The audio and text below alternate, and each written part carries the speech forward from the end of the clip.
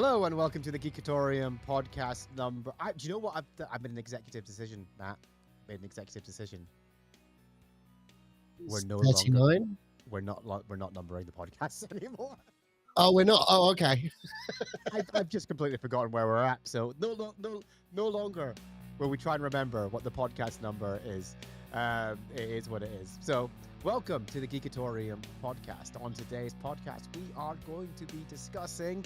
We're going to be discussing two blockbuster movies that we've only seen but individually. We've not actually seen them together, so that's going to be a lot of fun. We're going to be discussing the season finale of Murderbot as well, so spoilers ahead for that if you haven't seen it yet. We're going to be discussing the Running Man trailer. We're going to be discussing Rick and Morty, Jedi Survivor. Oh my god, what else is there? Interior Chinatown. I've forgotten already. There's so much that we're going to discuss. So again, I'm just going to put a huge spoiler alert on this chat because we're probably going to ruin a lot of things, mainly by us just talking. If we're being completely honest, isn't it? That's the unfortunate thing. So if you do enjoy this, please go ahead and give a like and a subscribe to the channel. But without further ado, let's go into the podcast.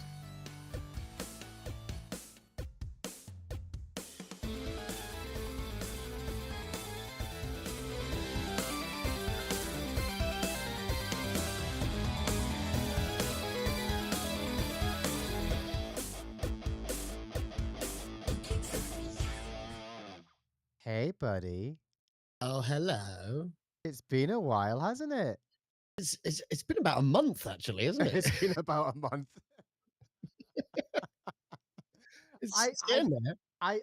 There's been a lot that has happened. Okay, like I don't want to get into a lot of it because a lot of it's very personal, family stuff. But like, there's been sickness, there's been health, there's been death. No, there's not been death. But there's been like, there's just been a lot of stuff, and I am very, very tired. But I am here, and I've shown up this week, just in time because next week I couldn't do at all because I'm in Canada next week. So, Ooh, where in Canada? I'm going to Halifax. So Halifax. yeah. Okay.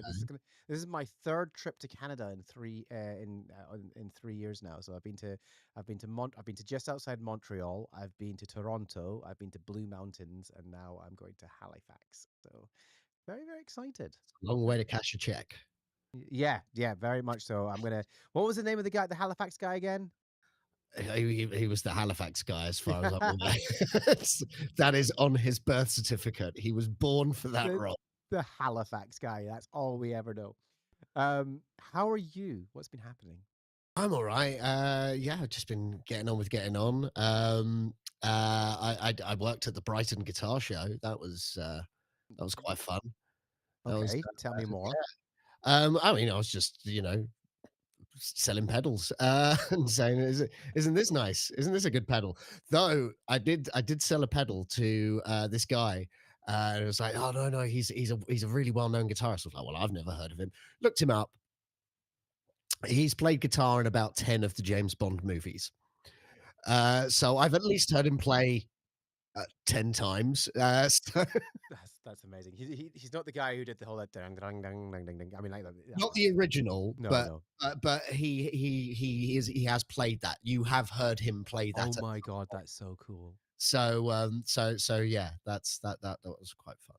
That's and quite nerdy for a guitarist, That's very nerdy for a guitarist, but like we know how nerdy you get about guitarists, like guitars and music and everything like that. Yeah. I've been on a bit of a rabbit hole with music, especially today. But over the last couple, I've drawn the conclusion that the peak of music videos was from about the early to mid 90s through to about the early to mid 2000s. There was like a decade I would of agree. music time of when they were making music videos, and even the ones that looked like really low budget looked better than some of the stuff that they do nowadays. Like I would agree with that. Except watch some Ghost, especially the more recent Ghost music videos, because they do some proper good music videos. What I miss because I got drawn into a whole sort of like that sort of Americana pop rock sort of, Blink 182, bowling Well, it's always pursuit. by a swimming pool Yeah, and but there's not own just that, but it was just like, parties but it's and like it's how much fun they're having, like how yes. stupid this stuff is, you know, or Yeah. even the early Foo Fighters. You're just going, oh, this is so much fun, and then like, but like, and I actually think like Weezer's Buddy Holly video has to be one of the greatest music videos that's Yes. ever been made, and I completely forgot that it was directed by Spike Jonze. Like Yes. I completely forgot about that.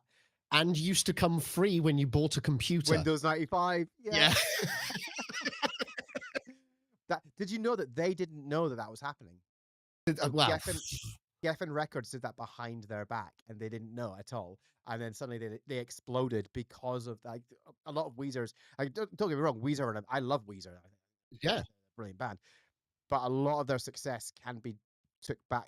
Sort of their of not course. success, their popularity can go back to that one video on that computer. Absolutely. I get that. I get that. It's still not quite on the level of U2 just forcing their Yeah. album into people's phones. Yeah, at least it was a good song though as well. Like Yes. it is really good song. So like A song there's is that. better than an album, though.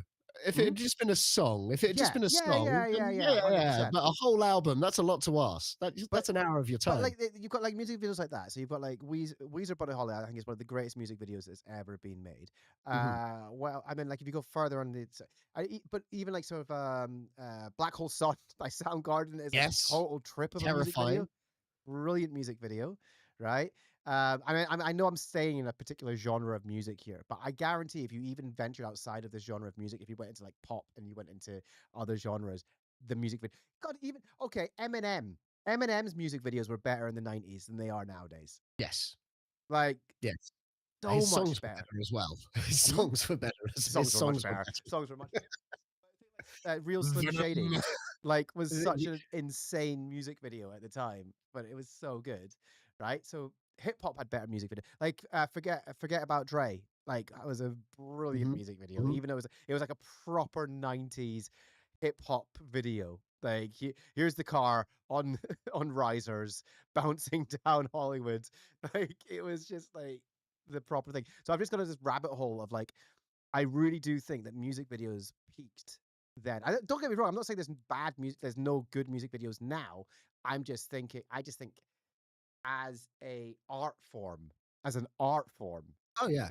they were top because they were doing They like they used to be they used to be it always used to be more exciting than the actual song. It's like they've got a new video coming out. Like Top of the Pops used to be worth it to yeah, watch because they'll be dropping a new video, and because God, that even was like we had no YouTube then, so that's how we could watch a yeah, new music video. even like Bon Jovi and like "It's My Life," like a whole a party in a tunnel was like a brilliant music video, and it's just Yeah. like you don't get that anymore. Now music videos are a bit like, all right, okay, cool, like because they don't care because like, yeah, you're right because it's YouTube and it's like, and then inevitably what all that happens is that a whole bunch of people rip the song and then they put their own music video on top of it, which is Yeah. inevitably Yeah. terrible, or it's just like the album artwork or lyrics, and it's like. And that's what people listen to. They don't actually watch it. The internet really did kill the video star. So I will say though, I'm generally not a fan of music videos that have like a good 2 minutes before the song starts. no, I agree with you. Except for Learn to Fly. Okay, maybe Learn to Fly, but nothing could ever be as bad though as Michael Jackson's Thriller, because that takes about I Well, think 10 minutes okay, before he gets yeah, to but the then we 80s there, mate. 80s, so it's outside the realm of good music. and you know what you reference 80s. You know what that also means? What? A lot of cocaine, Yeah, well, a lot of. a lot of To cocaine, be fair, the and eight Michael Jackson was ahead of his time with music videos. He did do good music videos, like "Bad" was a great yeah, music video. yeah. You, I saw an interview recently about that video actually. mm, It was initially, it's Wesley Snipes. yeah, yeah, yeah. You know who it was supposed to be originally? Who? Prince. Oh my God. So, and Prince was saying Prince was saying in the video, like in this interview, he was like, "Yeah, it was supposed to be me, but Yeah. like the first line of the song is 'Your butt is mine,' and he goes, 'What? What are you talking about? Are you talking about my butt?' He's like, I couldn't get on board with it. I couldn't get No, on board with it because he was talking about my butt. that's actually literally amazing. But no, I'm telling you, and then and like it all peaks with one of the greatest music videos of all time in the '90s, which is Jamiroquai's "Virtual Insanity," Oh which yeah, is the greatest music video of all time, like hands down. And for its simplicity as well, like it looks amazing, but the way they did it was just like all practical and like I think though, OK Go might have a bit of an issue with yeah. because You OK see, Go they're had still some making good music videos. They're yeah. still making good music videos. The music is fine, but the The music's videos good, it's catchy and no, poppy and, it's I fun. I think they're fine. The music fair, but the videos are phenomenal. Have you seen the most recent one with like all the mirrors? No, I haven't seen that one It's actually, no. on robot arms in mirrors. So they went like to Hungary and they filmed it like in Budapest in like this museum or whatever. Yeah, And it's all on like they basically all these robot arms holding mirrors, and it's just like so trippy, but it's interesting. so good. So yeah, check that Mm, out. So yeah, okay, okay, that was my rabbit hole for music. okay. Fair enough. No, that's Hardest good. button to button. That's a great music video. There yes, that is a good music video. That's a Probably better taken music video years. than Seven Nation Army. Like Yes. Seven Nation Army is good, It's but just it's video effects. yeah, whereas hardest button to button is like the effort they put in to set up all of the like Jesus. It's just Like you set it all up for one hit, and it's just yeah. like bump. Okay, now move along. Bump. Okay, now move along. Yeah. Bump, and then move along. But no, how many kits did they have? Like that's the other thing. Yeah. There's it just reminded me. There's another fantastic video I saw of the epic drum fill, the Phil Collins in the air, Yeah, yeah. the ba bum ba bum ba bum ba Bum, bum dum. bum bum, and a guy is going. He goes out of the studio because there's just toms, and he's just Yeah. going ba bum ba bum ba bum ba bum bum bum ba bum ba bum. Yeah, I've He seen goes that. outside, he goes into another building. It's just brilliant. It's brilliant The editing. music video you need to watch though is Weezer again, Mhm. Pork and Beans. Uh, Okay, I haven't seen that one either. watch it because it's all memes from that time. It's Oh, like a proper. I was watching it, going, "Oh my god, this is like a time capsule." Like yeah, it's actually like it's one of those things that at the time you go, "Oh, this is not going to age well because it's like all." But now watching it back, you're going like, "Oh my god, this was like literally." I could bring up back so many memories of like. Do you remember like Shoes? The video Shoes. Oh my god, Shoes. Do you remember yeah, that? Like yeah. Leave Britney Alone. The Numa Did it have guy. the guy singing Amaya Yeah, yeah, here, Numa. Amaya Yeah. ah? Yeah, It yeah, had it yeah. had Afro Ninja and Afro Ninja. That mm, was the one of the first videos I ever saw on a mobile phone. yeah.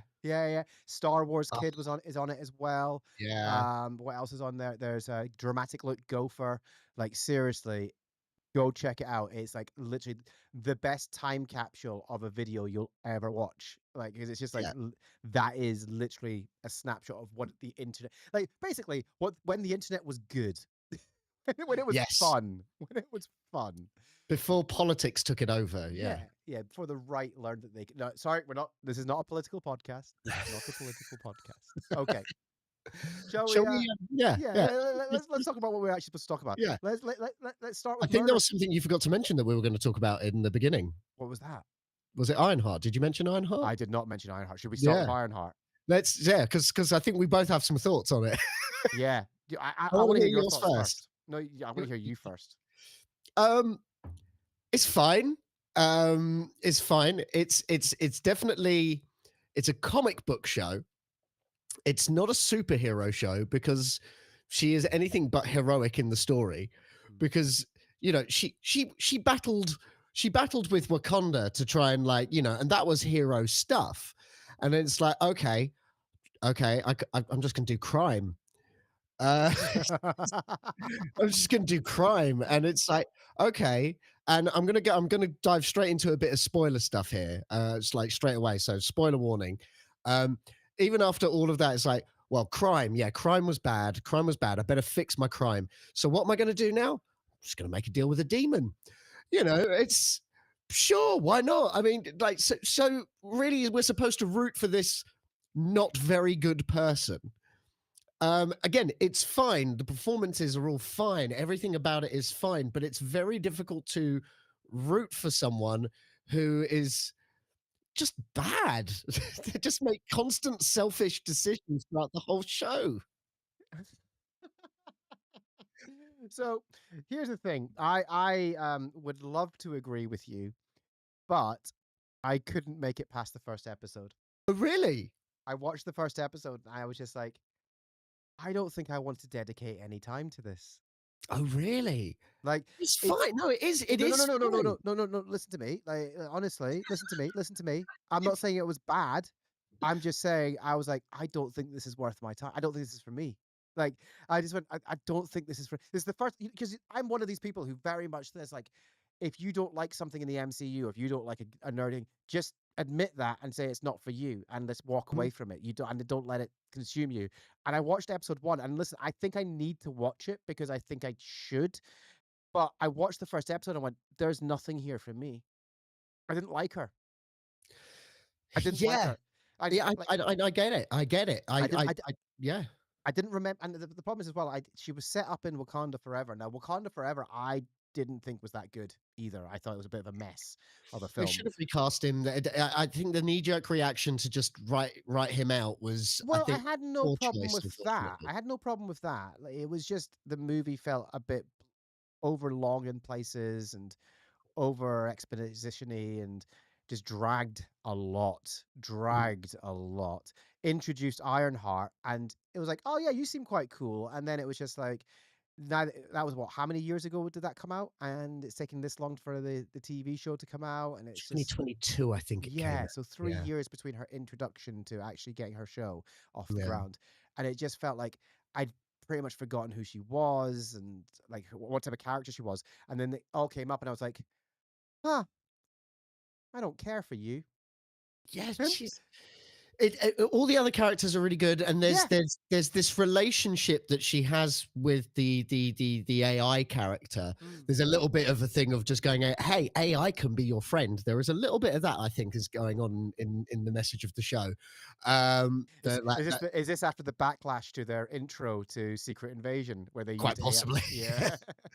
But it is just it's just disappointing that, because instead of her being redeemed and having an arc, Mm. she is still just as selfish at the end that she is at the beginning. Yeah.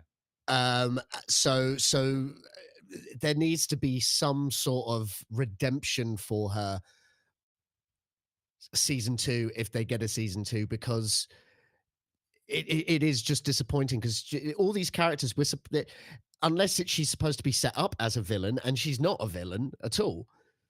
She's basically Spider-Man, but she only makes terrible decisions and doesn't learn from them. She doesn't learn a single thing from You any see, terrible decisions she makes. you're not selling it to me here. Like you're not like, at all. Like I'm not going like I feel like I've made the right decision not to watch this, but It's I, still entertaining. It's yeah, and still entertaining, and there's the little bit of mystery. I'm sure yeah, you've had the big spoilers. yeah. I I've had the big spoilers. This is the Yeah, thing. I've not because I made that decision very early on after the first episode that I wasn't yeah, invested in it, and yeah. and You didn't care about identified it wasn't spoilers. for me. I've been like, I don't care if I hear spoilers about this. Yeah, Um, okay, that's but fair I enough. feel like I'm going to have to watch it now as well. Not just because of the way the MCU is, and Yeah. like I don't know where she's going to turn up again. And like I don't want to be left behind because I don't want to, especially if other characters that have turned up in that as well. I want to make sure that I'm aware of who they are. Oh, yeah, I mean, I think only Sacha Baron Cohen is probably the only one you may have to So that's the thing. know So it's like about. it's like having to have watched Incredible Hulk before seeing the last Captain America movie. You know, it's like Yeah, yeah, yeah, you have to yeah, yeah, I don't want to have to deep dive in an yeah, yeah, anticipation of the yeah. movie coming out. So I'm gonna watch it, but I'm just It's only 6 episodes, so there's it's not the first really a lot time to watch. I swear it's the first time I've ever like, and as I say, I'm a big advocate for this. Like, I think more people should do this, where they just go, "This isn't for me," and then just No, not comment on it and just walk I away from it. I get you. I get you. I do totally get you. But okay. So we've established I'm very much like, it's not that the show was mid, because again, it looked good, the performances were fine. It's more just the way it was written and how the character was presented. Yeah. Um because everything works, the story works, it all makes sense, it's all coherent, and again, there's nothing wrong with actually how it's all put together at all. Mm, mm. It's just the characterization of Ironheart is not someone you should root for. So Okay. yeah. Okay. So yeah. that's that's like a terrible review for that, isn't it? Like a terrible endorsement for the show. I haven't watched it, and you've gone. The main character is not a good person. Like, Yeah, but I guess she's not a bad person. She is a yeah, selfish person because it's yeah, all about her, yeah. and it's all about how everyone's out to like everyone's holding her back. And it's like, well, make some better decisions. Well, there you go. There we go. So Ironheart. There you go. More like Tin Heart. I don't know. I don't know. I don't know where that She came doesn't from. have a heart. It doesn't have a heart. Yeah, She doesn't have Iron a heart. Not if absent heart. Mephisto has anything to do about it. Uh, What should we talk about next? well, we've got Murderbot. We actually finished a show. You know what? I thought it stuck the landing.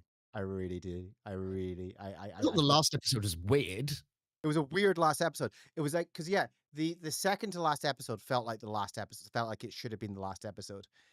But the second the last episode I feel did something that a lot of shows and movies try to do Hmm. and don't do well, but this one did do it well, which is that whole what happens Epilogue. after, yeah, an epilogue.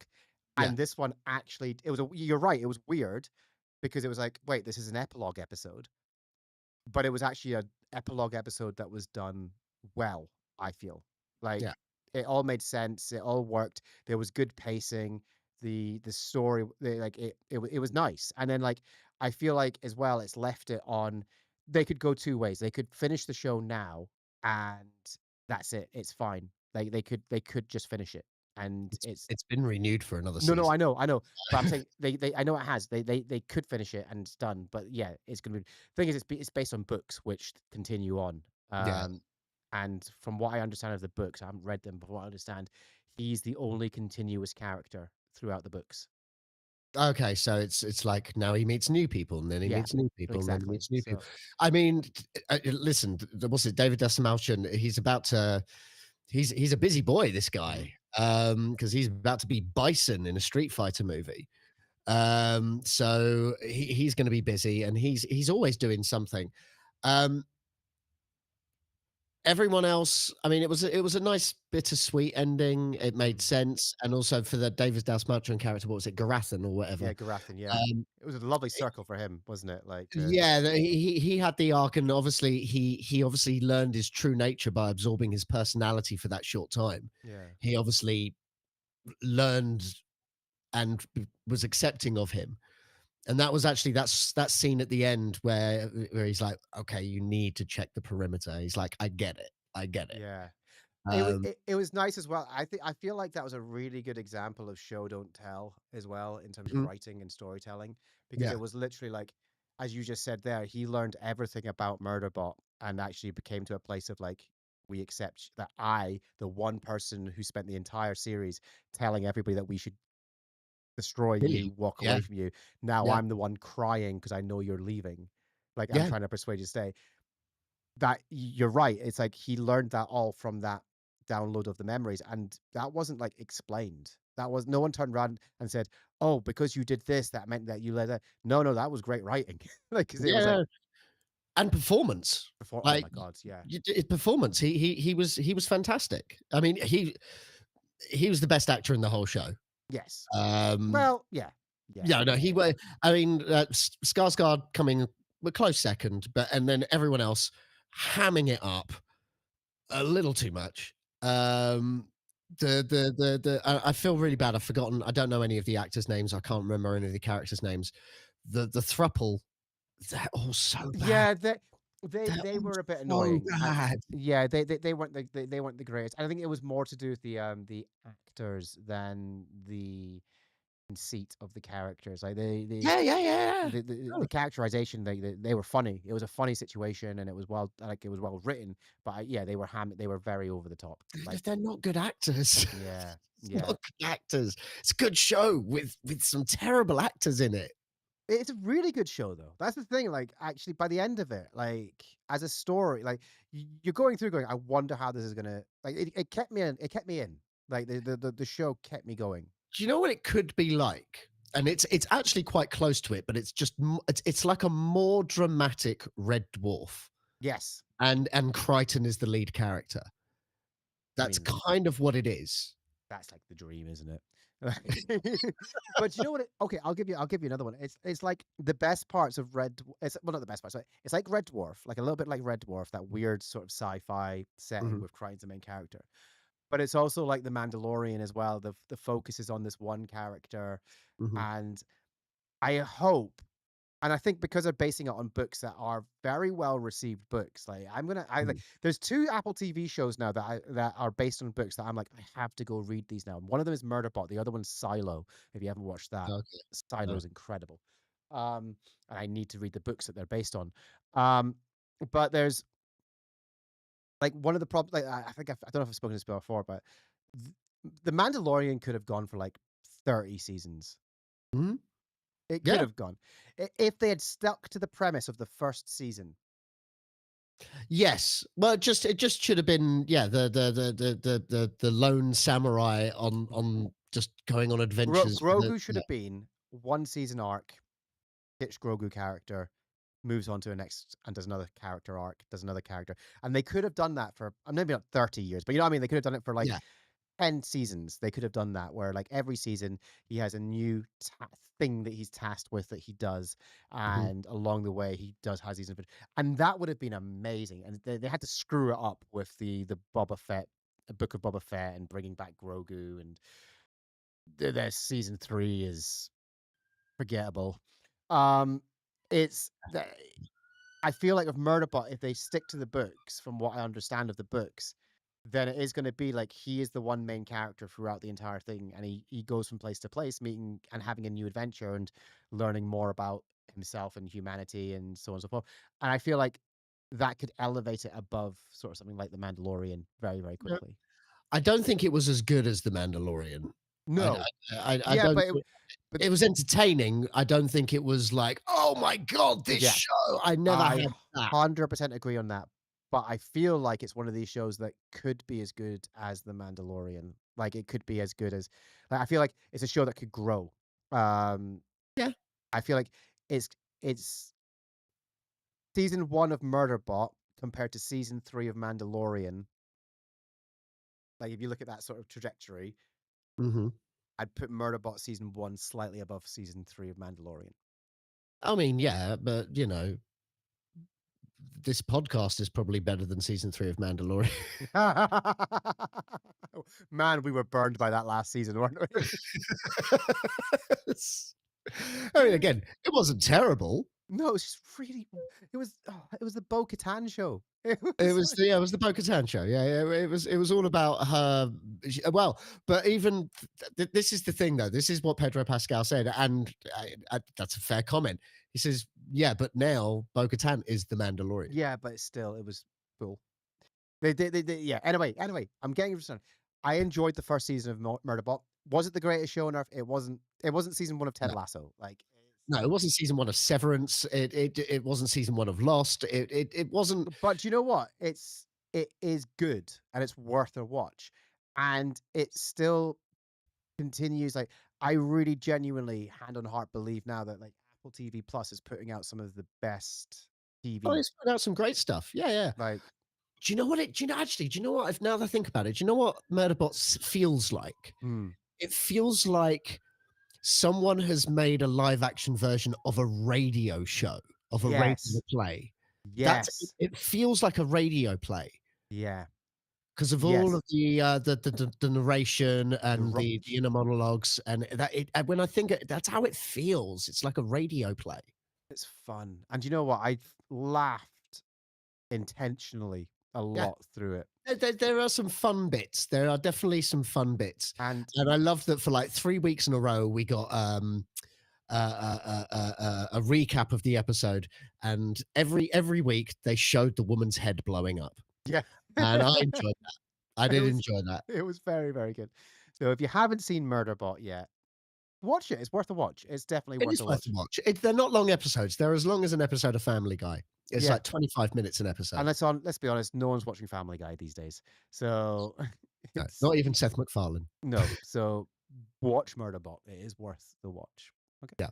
excellent. Okay. Yeah. Do we So talk some about news. yeah, well, news, trailer Trailer. dropped. Yeah, trailer dropped. That was it's always fun when a trailer drops, isn't I it? didn't even know Edgar Wright was making The Running Man. I didn't realize it was Edgar Wright, and because I knew they were remaking it, and I was like, oh, don't remake The Running Man. Don't remake that. It was a naff movie that is actually quite a lot of fun in the first place, but you should like it's one of those ones where, like Yeah. it's a naff movie. It's not a good film. The Schwarzenegger one is not a good film, but it's a fun film. It's such an 80s, or if it's early 90s, it's such a film of its time though. Yeah, and it's like Like the thing. practical effects and Yeah, just one-liners and big fights. yeah, That's what it was. and it reminds me of like I think it was like my reaction of RoboCop, remaking RoboCop. Yeah. Like RoboCop was of its time, and it's still a fantastic film, but it was of its Mhm. time the way it was. Can't remake RoboCop. You shouldn't remake RoboCop. Like No, you should continue RoboCop. yeah, And I think from what I've said, the video game, that's a fantastic yeah, medium for yeah. that. But it's like the remake of RoboCop kind of missed the point of RoboCop. Like I feel Yeah, like missed yeah, because they focused on the cop becoming a robot, blah blah thing. That's what they focused on was he's a yeah. robot now. What they didn't what but RoboCop was not about him being. It was about police brutality. It was about corruption. It was about like It was about everything. corporations, like, Yeah, wanting to ruin, yeah, like, everyone's lives, yeah. under the guise of saying, "We're gonna make everyone's lives better," but actually they're making it worse whilst lining their pockets. That's what RoboCop was all about. That's That's what this, that's yeah, what that was and about. they completely missed that in their sort of remake of it because it was like focusing on he's a cop who's now a robot and he's sad about it. Yeah. Like and The that like, I mean, really, the main thing of RoboCop, 'cause, like, he is the main part of the story, but the whole thing with him is that the corporation would rather absolutely butcher and bastardize a yeah, good person yeah, to make money yep, rather than actually treat the good person with humanity and respect. Like yes, that's they're yeah.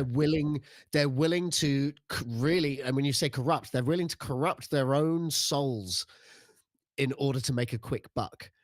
That's what the whole thing of that is. Yeah. Um Now, but back to the Running Man. So yeah, I was Yeah. like, please don't remake the Running Man Yeah. because it is of its time. But then of course, Mhm. like the original Running Man was criticized because it was nowhere near what the books were. Yeah. Um, I kind of like Charlie and the Chocolate Factory. Charlie and the Chocolate Factory and Total Recall. Yeah. So Charlie and the Chocolate Factory, I find it, Charlie and the Chocolate Factory was not the Roald Dahl didn't like it because it was No. nothing. It was nothing like the book that he had written. And actually, and I hate to say it, and a lot of people don't like it, but Johnny Depp's uh, Yeah, no, that was film closest to the yeah.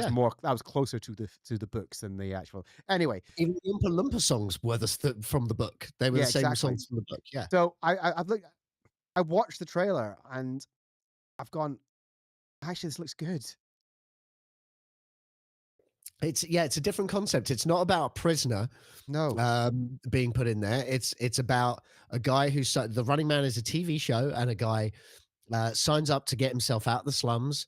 No one has ever survived the TV show, but he just might be the first. And it's the fact that it's a bit like the game.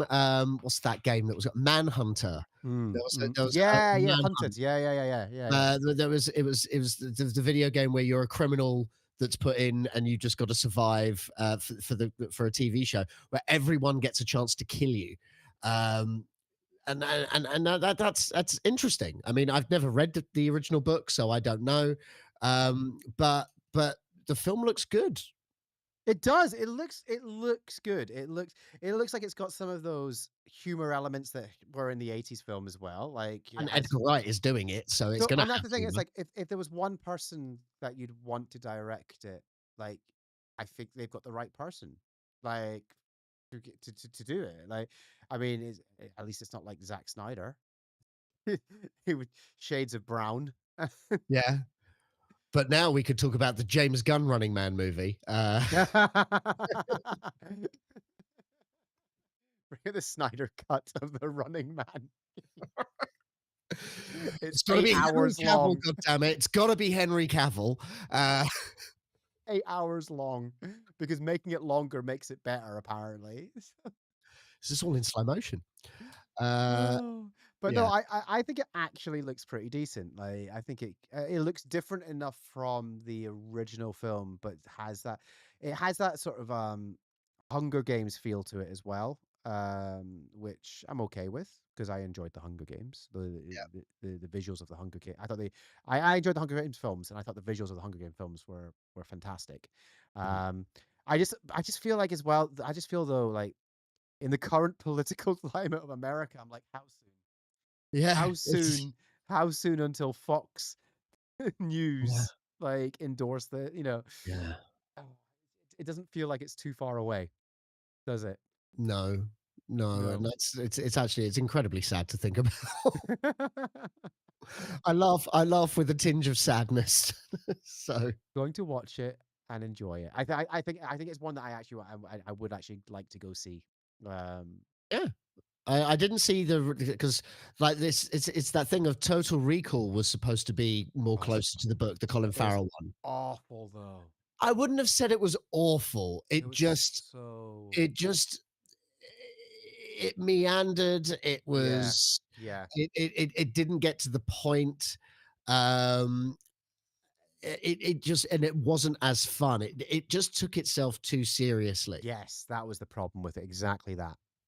It tried to make it this moody drama, Mm, action drama, where because the concept is so silly, embrace the silly. Like, I'm yeah, not saying that everything needs to be like Marvel with lots of quips or anything like that. That drama has its place, but a film that's about going to Mars or like dreaming about going to Mars or erasing your memory because you think that it turns out you're like a double agent that's erased his memory to live a life mm. to hide and all. It's stupid. It's so stupid, and you should embrace the silly. Embrace the silly, and everything's fine. And that's where like some of the Snyder stuff went a bit wrong because he didn't embrace the silly. Yeah, He talked about like, oh, I don't really like the idea of Superman and Batman talking to each other in their costumes because it looks silly. It's like, then reference it and embrace it. That's where you go wrong. That's why Marvel got it right because yeah, you've got all of these things. You've got like when Tony is taking the piss, does mother know you weareth her drapes? yeah, Like they embrace the silly and go like, we're living in a really crazy world right now, and you know that's what we need to. That's what filmmakers should do. If it's a silly concept, then acknowledge it. exactly. My question is this: living in the Marvel universe, you know how like insurance companies like will try and get out of everything, yeah? Yeah. And they've always got like every insurance company, I guarantee they've always got like that act of God clause, we won't cover Oh, you I if it's know an where act you're of God, going. right? So if Thor crushes your car, not covered. But if Hulk crushes your car, is it covered? I think it might be where it's labeled in the contract, in the insurance claim itself. Was it an act of a god or the god? Because Well, there's because I only think they do the come man, under but he doesn't different look like. categories. There's only one. Love it. Brilliant. I mean, Jesus. I mean, well, exactly with Jesus. Like, how is the Christian faith doing at the discovery of Thor being a real person? It's like, oh no, this God's real. Yeah. So now we're just waiting for actual Jesus to turn up because it's like, please, because we've got Zeus. Yep. I wonder Omnipotent Oh no, City, Jesus is there, but I bet you is he's kind Jesus of there? like. I bet he's there, but it's like everyone else has got like these mega powers of like lightning and whatever and stuff like that, and he's there going like, guys, does anybody want more wine? I got some bread here. I got some bread. I mean, Tapas? Anybody? Tapas? it came from my leg because my bread is my body, but like here's some bread. Oh, and that's how we scare off some audience members. Uh, Shall we? Shall we move on? And Let's move on. Shall we Yeah. fantastic? Shall we fantastic? Let's fantastic some fives.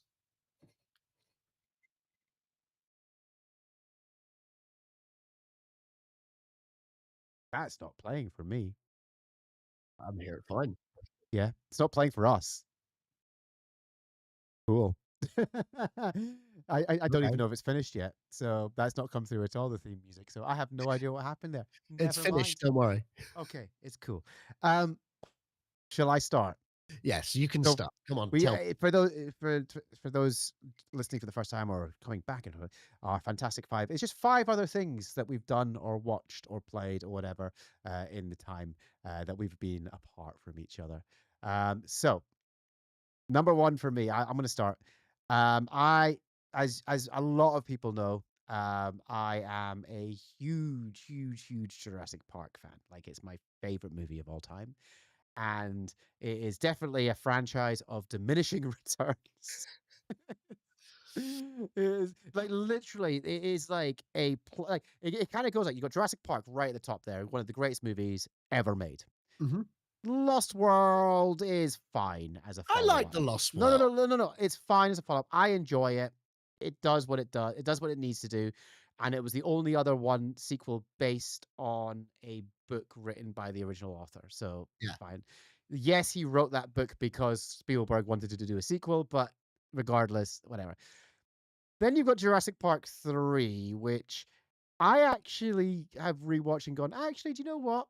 Tongue in cheek, this is not too bad. It's fine. It's a bit Yeah. stupid. Anyway, Alan. then you've the talking raptor. Then you've got Jurassic World, which is kind of a step up. It was like, yeah, okay, cool. This is like, it's fine. No, Like, it was like, I heartily disagree. yeah. It is But not a good film. one of the things it does is goes like, hey, look, Jurassic Park works. We have a park that people visit and stuff like that, and blah blah blah. So that was quite cool. Then you had Fallen Kingdom, which, and here's the thing, I actually think Fallen Kingdom is worse than Dominion. No, I would agree. I would agree. It has one thing in it that will make you cry, but it's so unnecessary. Yeah. Yes. Yeah. The Brachiosaurus death. Yeah. Yeah. And then they even confirmed afterwards, are going, yes, that's the first one that you see. That's actually the first dinosaur that you see from the Yeah. first ever But Jurassic the thing Park is, movie it's like dying. it starts off on such a high, like the Fallen Kingdom, because you go like, okay, cool. Isla blowing up. That's quite a cool sort of thing to. Like, they have to save the dinos. The dinos are now going to be on the mainland. This conceptually is a great idea, and then it just goes weird, like just very weird. And as I say, Dominion is not great. It's a very missed opportunity film, but it's better than Fallen Kingdom, marginally, The Locust marginally. movie, the Jurassic World locusts are actually the main Yeah. plot point. That's Ironically, what if they'd focused on the locusts, it would have been a better film. they kind of did focus on the locusts. No, but like if they just actually, if they'd removed Chris Pratt's character completely, like Chris Pratt and Bryce Dallas Howard, they were there Yeah, contractually. They were just there contractually, and you could tell. Like you could yeah. tell they were there contractually. They were just you could remove their entire subplot and it would not matter one bit. No. I still also like I never believed that the arc that she had in the first movie led her to be dinosaur animal activist that she is in Fallen Exactly. Kingdom. I agree Uh, with you there. and then it made no logical sense, her arc and his arc and all of that, and it just was awful. The So whole trilogy was terrible to me. Just terrible. Jurassic World Rebirth is a Come on clean then. slate. Come on So then. what they so just to sort of recap it very quickly, there's no returning actors, no returning characters from the previous films. It's a brand new set. It's based a little bit further on in the future as well. The dinosaurs actually cannot live in the world because of the climate. Like they're not acclimatized to it, which makes perfectly Yeah, sense. They yeah. can only survive in this very sort of narrow band around the equator, which is Isla Nublar and all these Yeah, places yeah. again. So This all Very makes sense. This all checks out. Okay. all checks out, makes sense. You go, okay, cool. Again, they play on the idea that people are sick of dinosaurs. And I go like, well, no, people aren't sick of zoos. People love zoos. Yeah, it's I I, true. ref- I refuse to believe that people will get sick of dinosaurs because they actually exist. In fact, if anything, like they'll just be like zoos. People go to zoos anyway. So regardless of that, um, there is a character. So Scarlett Johansson plays a character who is plays Zora, who is a mercenary. Basically, she's gone for hire, collect things from dodgy places. Blah blah blah. She has her own team that she brings together, including Mashara Ali, and those two are brilliant actors in this film. Okay. Like they are brilliant. They do you can tell why they've been cast. They're great. They're fantastic. So she's hired by this guy who works for a pharmaceutical company. They want to get some specific dinosaur DNA, so that they can try and get a cure for things like heart disease and stuff like that. So that's the conceit.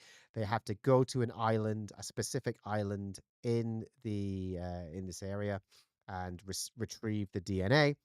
Lo and behold, the island turns out to be yet another InGen facility.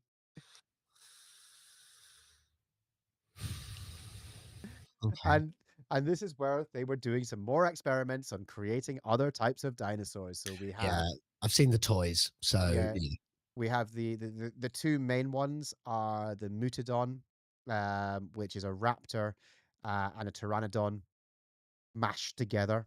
mhm, mhm, And then the other one is the D-Rex, which is, imagine like the Cloverfield monster, mm. like didn't skip leg day.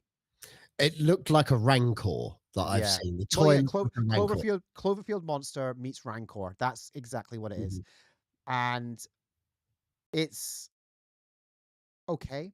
Like, mhm, so the film is fine. Like, I watched it going like there's some really nice set pieces in there. They did some nice things to update some of the dinosaurs to be like, actually, let's make them more accurate to what we've discovered about dinosaurs since Jurassic Park came out, which was quite nice. And as I said, really well acted, all around. Even some of the lesser known actors were actually pretty cool. But the problem with it is that, first of all, so they have to get a dinosaur. They have to get DNA from three dinosaurs. They have to be the biggest dinosaurs on land, on sea, and in air. And you're just like, so so it's a it video game. it's a video game. Exactly. You knew exactly where I was going with this. It becomes a video game, and it feels like it all the way through. Then there's your problem with Bryce Dallas Howard's character, going from emotionless Corporate person type. running this character Yeah. to dinosaur activist. Same thing with Scarlett Johansson's character. So she starts off as like beginning like manipulating the guy who's hired her to get to double her money, and like, I'm in it for the money, I'm in it for the money, to the end going like, oh yeah, let's screw this guy over who's giving me money so we can give away this thing for free. And it was just like, I don't buy that. In like, it just didn't feel like, I didn't understand how she got to that stage so Right, quickly. okay. um so the problem is like, and it's kind of disappointing because like Gareth Edwards, I think, like, obviously Rogue One, you look at that and you go, this is fantastic, so well written, so tight, so like a great way of revisiting a franchise and giving nods to the old stuff whilst creating a completely brand new story that is interesting, and then gave birth to Andor. Like, you go like, oh, he's got to be able to do this. And Godzilla, he did the same thing as well. Like Mhm, Godzilla was, mhm. so you're thinking, right, okay, he's got to be able to do this with Jurassic World, like Jurassic Park. And he doesn't. Like, he creates a video game film that is interesting to like, it's got enough in it to go like, this is fun. Like, like it's got fun moments, but the writing doesn't feel great. And this, what's really annoying about it as well, so I'm going on loads of different tangents, is that they got David Koepp back as well, who was one of the screenwriters for the original Jurassic Park film. Okay. So you would have thought, Yeah, but he had the book to work from. yeah, yeah. And the He's thing is having to as pull well, this out of his arse, you can so, tell you as know. well because there's certain set pieces in this that are so lifted from that first film, like just lifted from the film. Um, spoiler alert. The two big ones are like the first time they see like the big, not Brachiosauruses, they're now like Titanosauruses, or I can't remember what the Gigantosaurus, and it's like the same type of animal, same type of sauropod, and it's like it's basically the exact same scene as the opening scene, like that opening from the first time you see a Mhm. Brachiosaurus in Yeah. Jurassic Park, and they play the same emotions, the same everything. It's exactly it's almost exactly the same. And then the other one is they essentially do the raptors in the kitchen scene again, Oh, and it's like pretty much almost exactly remade. And it's just a frustrating film. There was one character as well that I just couldn't stand all the way through, and every time, like again, I didn't buy their arc as well. So there's a family that's rescued and suddenly are dragged along on this mission, and it's like a dad with his daughters, and one of the daughters, the oldest daughter's brought her boyfriend. The boyfriend's an asshole, and somehow by the end of it, the dad respects the boyfriend, and I'm like, he's done nothing to earn that respect. Like it just didn't make any sense. So it's just one of these films where it's like, mm, I feel like they were like, we have to do this, this, and this, but we didn't do enough to justify any of it. yeah, yeah. I get you. I get you. So I don't know. It's better than the last two. It's better than Fallen Kingdom, and it's better than Better than Dominion. you expected. Yeah, it's better than I expected. Worse than I wanted it to be. Yeah. Okay. That's fair. That's fair. Okay. I'll watch it again.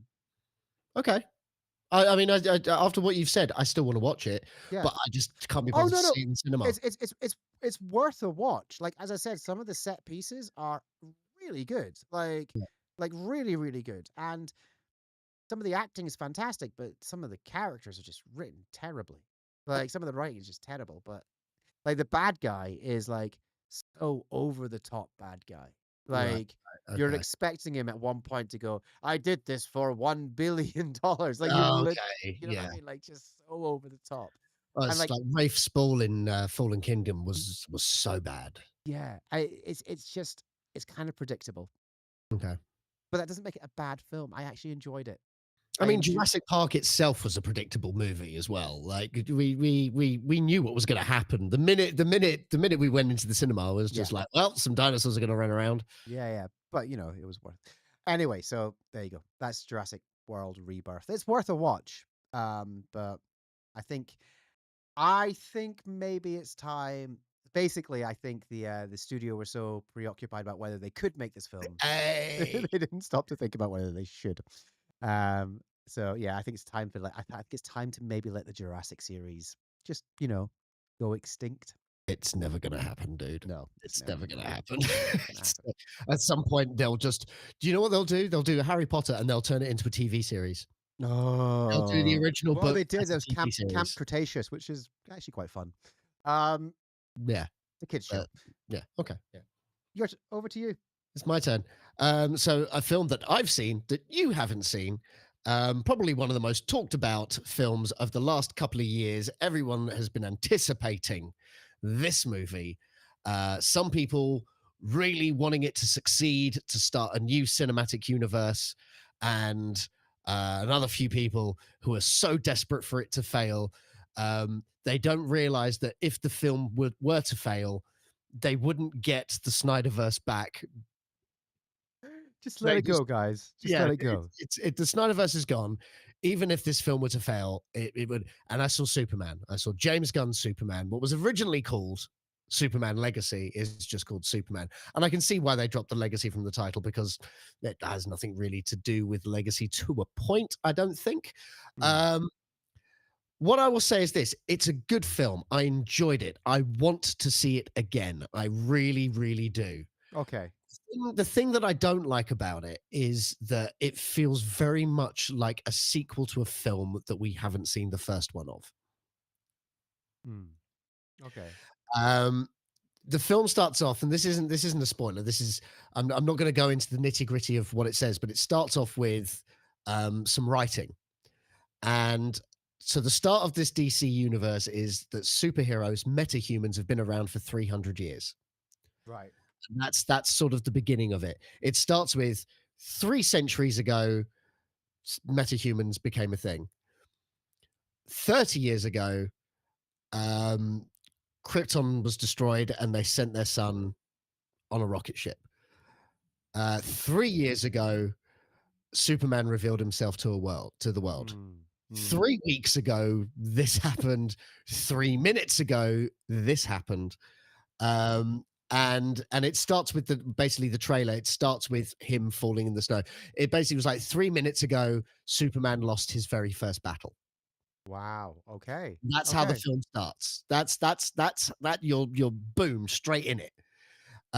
So you get all of this. Crypto is fucking hilarious. Brilliant dog. Nick Holt as Lex Luthor is absolutely brilliant. Superman himself, he's lovely. He's very lovely. He's got that level of naivety. Like he is like Lois says it to him. She goes like, you think that everything and everyone is beautiful. And that's like one of his weaknesses, is that he's too willing to look at the good of in everyone. And there's a couple of like little like twists here and there. One twist you can see coming a fucking mile away. But it's fun. Everyone in it, it's a romp. That's the best way I could describe it. It is a romp. Okay. But I definitely feel like there was another movie I should have seen beforehand to get to the point. Because the stuff with Lex is great, but I just feel it would have been really good to see him get to that there, point. yeah. It's really funny. I've always like maintained I feel like James Gunn has done what I've always maintained, is that you don't need to necessarily do an origin story for, say, Batman or for Yeah, Superman, whatever. You can just start from they exist. I agree, but you shouldn't start mid-battle. Yeah, no, I get that.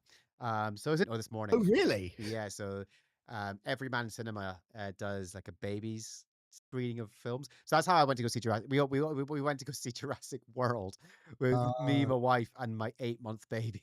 Went to go see Jurassic World. But she went to go see Superman, and she messaged me at one point just an emoji of a wedge of cheese. yeah, it is. It is, and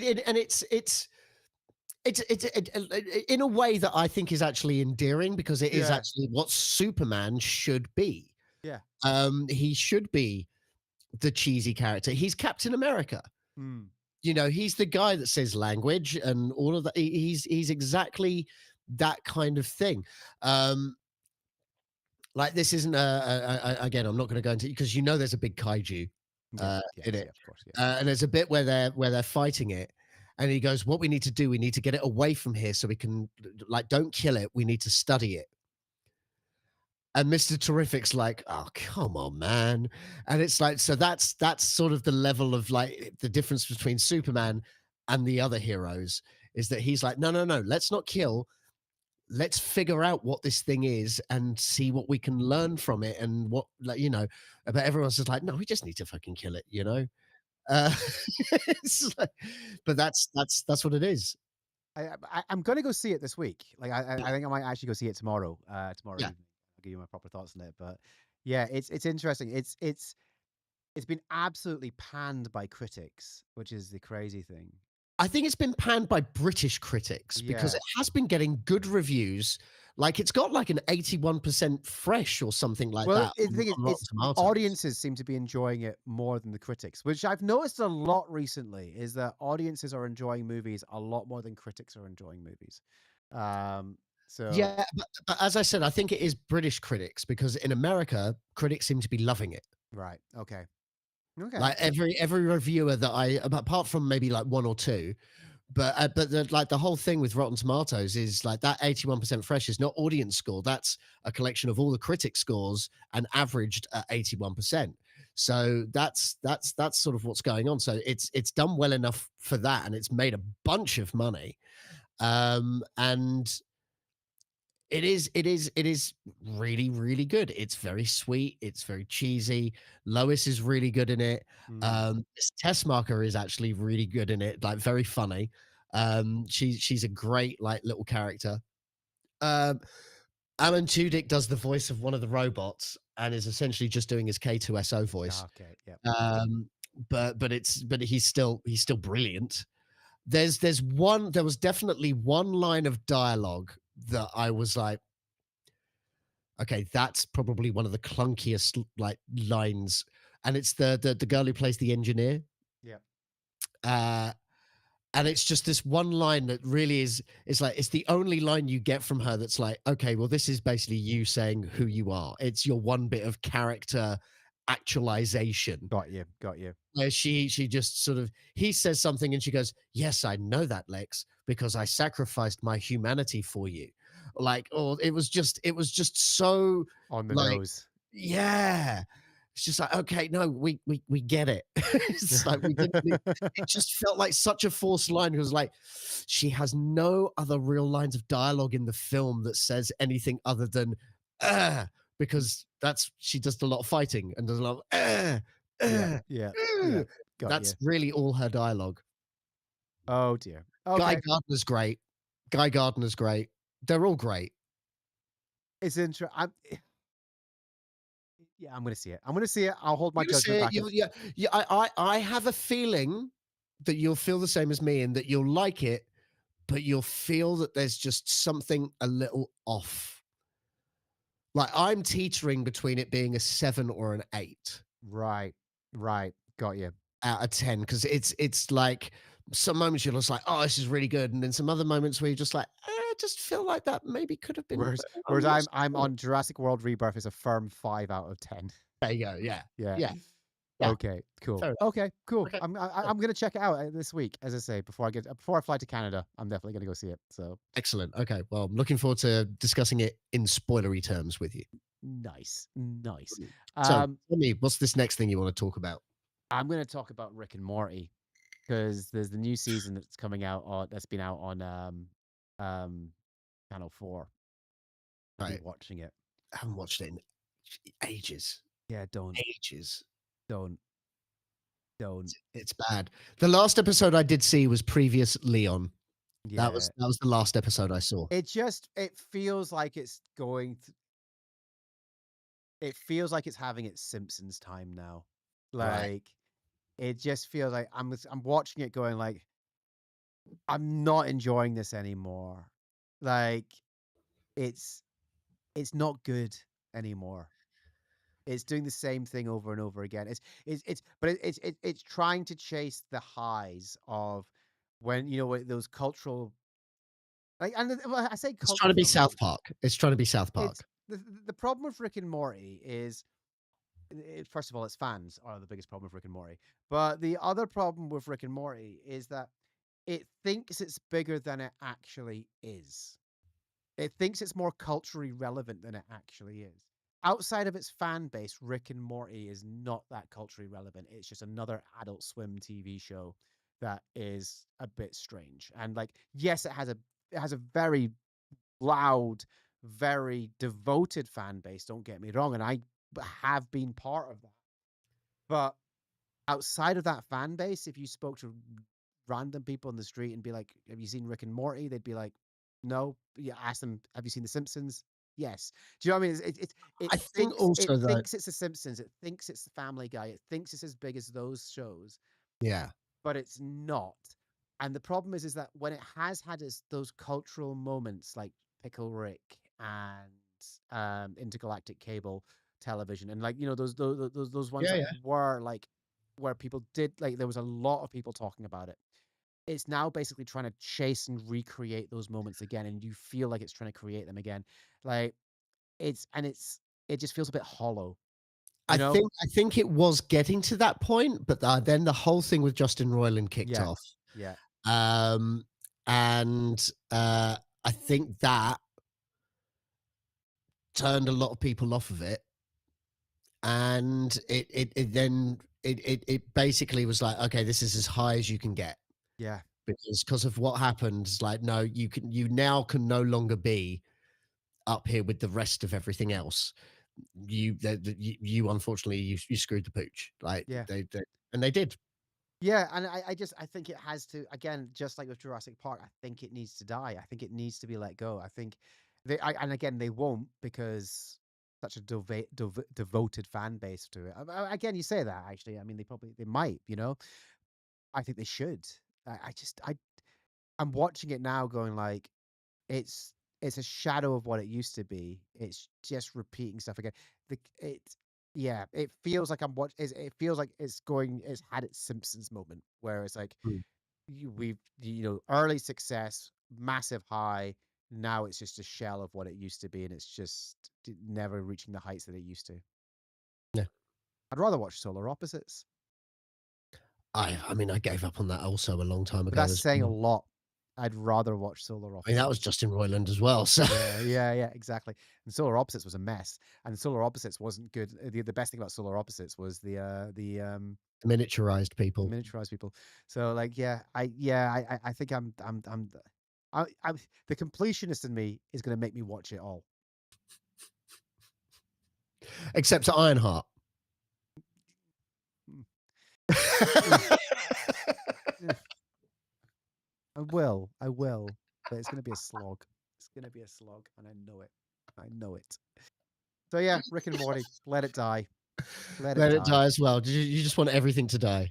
Yeah, pretty much. Pretty Oh, much. you're in your emo phase. I love it. 25 years too late. Go on then. What's your other? And speaking of too late, I'm about 2 years too late. When this video game came out, I was in a relationship, living with a partner, and all that, and now I'm starting to play. Now I'm starting to play Jedi Survivor, Star Wars Jedi Survivor. I've just started it. I got it a couple of months ago because it was free on PlayStation. And I've only just gotten around to it because that's the life of a gamer these days. You get something, and then only months later do you actually get a chance to sit down and play it. Did you play Jedi Fallen Order? Yes, loved it. Yeah, it's difficult though, right? Oh God, so difficult. Like Yeah. it took a while for me to complete it because I would get to a point where I just go, like, I need to step away from this game because Mhm. I'm getting angry. So It's one of those games on normal. And I'm talking the first one, Fallen Order. On normal, it's like too difficult in places, just yeah, way too difficult yeah, for like mini bosses. Like you're just like this is like way too hard. This is like final yeah, boss territory, yeah, like hardness right now. So you put it on a slightly difficult, slightly easier setting, and then it's too easy. yeah. So there needs to be a better middle ground. Um, I haven't quite got to that point yet with Survivor, but I'm still early days, and there have been a couple of battles that I've been in where I'm like, oh, I feel like as a Jedi, I should be faring better than this. Like a random stormtrooper with a stick should not be able to kill me. Like, I'm a Yeah. Jedi. I don't care how young I was when Order 66 happened. I should still have better ability than this. You Much better. think so? The funniest thing about it, because obviously I'm playing it on Twitch. I'm playing it on Twitch. Um, I don't know how to feel about. I've definitely got someone in my chat. Uh, I won't mention any names because they might also be in the chat watching this podcast. But they they're really aggressive about how ginger this character is. I mean, he is very He's ginger. very ginger. Listen, I live in Scotland, and I'm going, that's a lot of ginger. That's a lot of ginger, especially. I remember in the first game where there was like a sort of hinted romance with him and the Night Sister, the woman from Dathomir. And I was just like, there is no way this emo chick is hooking up with this ginger. There's like no way at all, no way at all. The only thing they have in common is pale skin, but like it is, it is, it's. I just worry about how aggressive this person in my chat is about how ginger the character is. I thought Trump's battle on DEI was supposed to get rid of these characters. Can you imagine if this was known as the Aryan race? It's like, no, the whole world needs to be ginger, and I won't stop until I have. Well, it's Cartman, isn't it? It's Yeah. Cartman when he thinks he's ginger. That's brilliant. Uh, Love it. but I yeah, do it, need I need to yeah, get I haven't actually finished Fallen Order. I've played it so many times, like, but I just get frustrated with it because, as you say, it's so difficult. Like when you're a brand new character, like, and you just like, okay, just take down these two ATSTs by yourself. What? yeah, yeah, yeah. What you have to do is you have to stop the missiles using the force and then push them back again. What? Yeah, it gets a little bit. There's this new element where like there's a boss that you fight at the beginning, and she's using this ability where all you're trying to do is hit her, and you just fail every time. Yeah. And then it turns out that's an ability that you get later on. It's like, oh, okay, but I'm not able to use that ability. And then Yeah. I start fighting this. It basically is like a giant triceratops type character, um, and one of the ways it gets you is it just rolls on its side like a dog. Like it just rolls over and you're like, "Ah, I can't," and you can't block it. And you're just Yeah. like, "Oh, well, what am I supposed to do?" Is that when Like, Alan Grantlin comes along and sort of hugs it and yes, just it's yeah. very much like that. It's very much like that.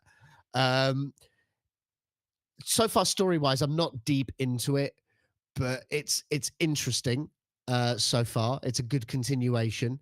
Um, but I think now that we've got like Mandalorian and all of that, it's now filling in an era of Star Wars that I don't think anyone really cares about anymore. And it's because it's done so well in Andor. Do you feel like well Andor's pre Well, no, uh it's around oh no, this is it's Order sort of 6. before Andor. It is Yeah. set before Oh yeah, of Andor, course it is. Yeah, yeah, yeah. but it's that period where it's like, okay, well, Andor does that area of time between Andor and Rogue One, fill in that gap between prequels and original Mm, trilogy. mm. That's all we really need in that era. That's all we really need. This is why I'm so angry that the Acolyte did so badly because like it was like Yeah. here's a completely different era of Star Wars that we can explore, and it's like, oh no, we sucked at it, so we're not going to do ever that again. I And didn't mind the Acolyte. We haven't really talked about the I Acolyte. didn't mind the Acolyte. I actually thought it was pretty decent. I thought it was fine. I thought there were flaws. I thought it was flawed, but Yeah. I thought like I was like it deserved a second season. That's all I'm gonna say. Lesbian space witches was a bit odd, but but Yeah, but but but, I but, also but like the idea of like is if Jedi's a religion. yeah. They were a religion. They Yeah. believed in the same thing. But it was You know what also I mean? Yeah, the they just twins were created by the Force, so it was witches using the Force. mm.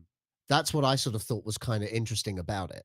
But it wasn't called. They didn't call it the Force. They called it the No, they thread. didn't. But I Yeah, think for all but that's intents, the thing. It's like I thought it was really cool, and I was like, yeah. Anyway, anyway, regardless, um, Survivor. I need to finish Fallen Order, and then I'll get onto Survivor. That's what I need to do. oh, you haven't finished it. Okay, fair No, enough. I Fair haven't enough. finished it. Okay, yeah, yeah, yeah, yeah. But yeah, Okay, cool, that's excellent, good. nice. Okay. What is your number one? Right, I decided that I needed to. I've had a lot of negativity in this podcast, apart from Murderbot. No, I was nice to Murderbot. You're I was nice nice to about Murderbot. Murderbot, yeah. So I need to finish on something positive. I've only watched one episode of this so far, and it's hooked me in massively straight away. Like I've just gone. I could binge it. I could easily binge this. I have to hold myself back from binging it in one night because it's so I really enjoyed the first episode. It's called Interior Chinatown. It's on Disney Plus. It's actually Okay. from last year. It was released in 2024. So, um, if you've not heard of it, which your face says you haven't, um, essentially it follows a waiter who works in a Chinese restaurant in Chinatown in this fictional city. Okay. Um, he is the background character in a TV show, Right. in a police procedural drama. So basically, you're watching a TV show about the background characters in a TV show. That they're not aware that they're background characters. They live full, rich lives. But what happens is that anytime the main characters of this TV show come in, the lights come out, it becomes that dramatic lighting, there's music, and like the focus suddenly goes on these characters and theirs and everything like that. But then like this background character who's kind of more aware of what's happening is trying to become the main character essentially. Like he's trying to be the main character of his own life and stuff like that. And it's really it's a head trip. Like, but Yeah. it's so good. It's so well written. It's really funny. But really poignant as well. And this is only in the first episode that I've gone, this is good. Like I just got like, this is really good television. The conceit is brilliant. I love the conceit. Like you're following an NPC. Like it is like there's a bit like there's very like there's one bit, so like the very opening scene they're talking about he as a character is talking about cold opens to police procedural drama shows. How Okay. like you always have these irrelevant characters at the beginning who are either going to be the ones who either find a crime, find a body, or are the victims of a crime or are victims. And you're just sitting there going like it's very meta. It sounds like something like Natasha Lyonne would be in or something like that. Yeah, exactly. But she's not. You know Do you who mean is in it is it though? anyone we know as the lead or? Yes, Chloe Bennett from Agents of Shield. Oh, okay. Yeah. Okay. Yeah. Quake. Yeah. She's in it. Yeah. And it's yeah, no, it's you'll recognize a lot of the cast as well from other sort of TV shows and stuff like that as well. But no, it's yeah, this is really great bit where he breaks. Like obviously he's a background character, he's supposed to do this, and he breaks that and does something else, and you just notice something, and it's just like, oh, this is good. So it's like I think the whole series is going to be watching him break this show by trying to be more independent and trying to be a main character rather than just being the background character is. There's a lovely moment as well. Like there's like a thing happening that would clearly be in the TV show, and he's trying to leave the restaurant, but the door won't open. And then suddenly, when that scene finishes, he can suddenly open the door again and just get on with his life. Right. And it's like that's what it's like. Yes, it's just Okay. It sounds as an interesting concept. Um, I'll have to see it to no. I understand it. recommend it. I do recommend it. Like Okay. I'm gonna after we finish here, I'm actually gonna go watch the second episode because it's so good. Oh, you've only watched one episode? Seriously, that's how good I like. I've been drawn in by that one episode. Compare and contrast to Ironheart. And that brings us full circle. So there you go. So yeah, go check out Interior Chinatown. That first episode is just worth it. It's completely worth it, and I'm gonna binge the whole of it because it's just I love it. I love the idea of it, and I think it's really funny and it's really well written. So yeah, Okay. Interior Chinatown, Interior Chinatown. and that's our. What a stupid name for a show of that sort of. No, it makes perfect sense. Like the Interior Chinatown, like a script director. Oh, okay. Yeah, because the general public they know exactly how scripts are written. Yes, exactly. Yeah. That's our Fantastic Five then. There we go. I'm not going to play the music because I don't know. Okay, good. Shall I try You can't again? hear it. No, it doesn't. It's not working for me. I can hear it. You can hear it. I can hear it. I don't understand how you can hear it and we can't hear it. Yeah, everyone else can't hear it either. Yeah. No one can hear it. So I can No. see it's playing. Why is it playing there? And it's not playing here. Okay, cool. I can see it's finished now. But yeah, that's no, that's not going to work either now. Can't hear that either. Sorry, the pre-intro music is just 1 week we will get this so fucking slick. I know. I kind of like that it's not slick. There we go. Should be able to hear it now. I kind of like that we are chaotic. But that is the end of the podcast, isn't it? It is. Yeah, it is. Hope you've enjoyed it. Yeah, hope you've enjoyed it. If you watched it live, thank you. We can see you in the chat, and we're going to get round to you in a minute because what we like to do is we like do the main record bit, and then we have a little breakout, chat to you guys, have a little informal chat afterwards. But thank you so much for watching or listening. If you have enjoyed the podcast, then you know what to do. Hit subscribe on this channel. Give this video a like as well. That's really helpful for the engagement. Comments is nice as well. Even if the comments are mean, they count as engagement. They do. So be mean if you want to be as well. Don't be mean. Be nice.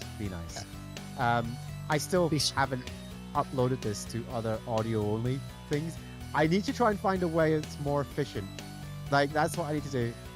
But I'm also like, I might just leave it on YouTube. No, YouTube's fine. Yeah. It's fine. We only agreed to do this again if it was easy for us. And yeah, this is easy, isn't it? It's easy and like really, we are really only doing this for ourselves. Yeah, really are. We really are just taking it just to chat. Just so that we can catch up and talk this stuff, because we have no one else in our lives that enjoys this stuff as much as we do. All by myself. Anyway, thank you very much for listening. We will be back, not next week. We should be back in 2 weeks, unless like my children are sick again. In which case they're off to the orphanage. See ya. Bye.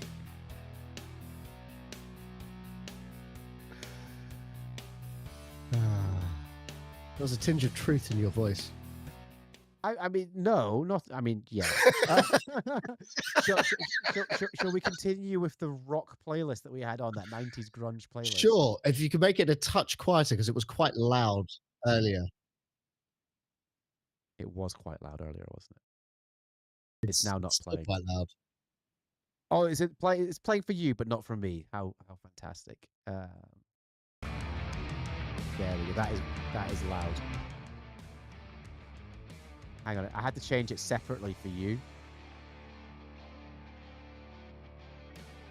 Is that better? Yeah, that's so much better. Okay. Yeah. That was fun.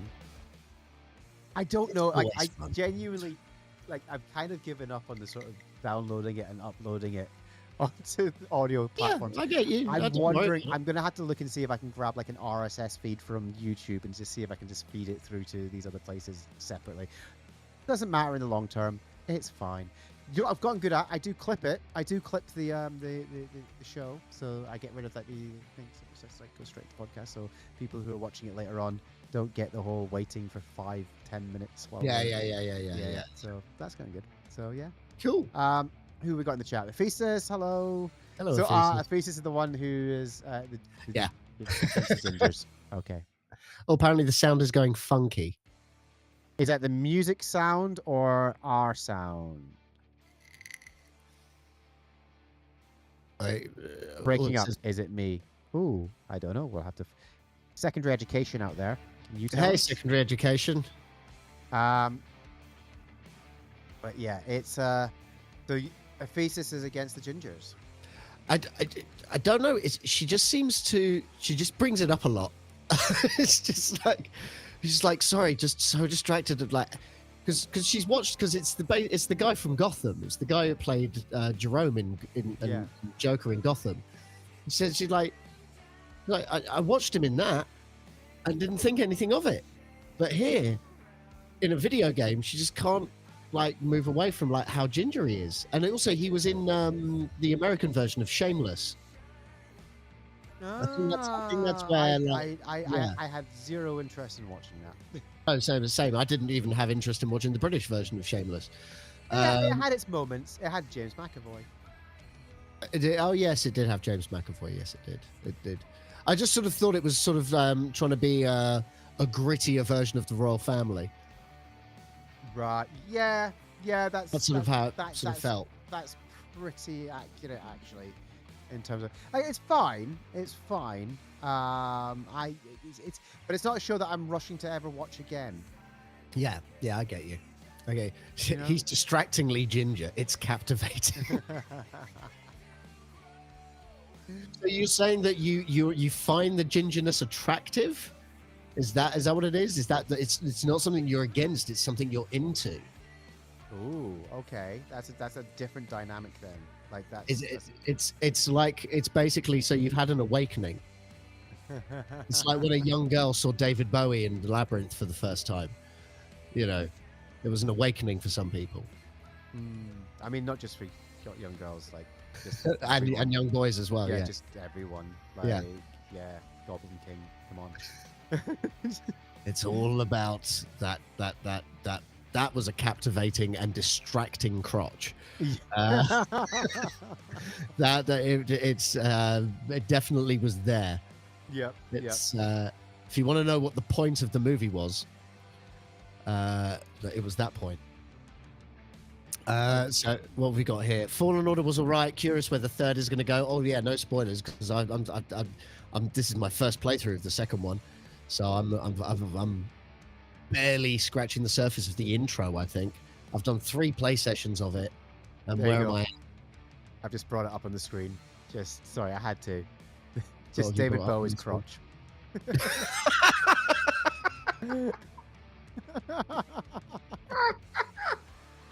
I mean, look at it though.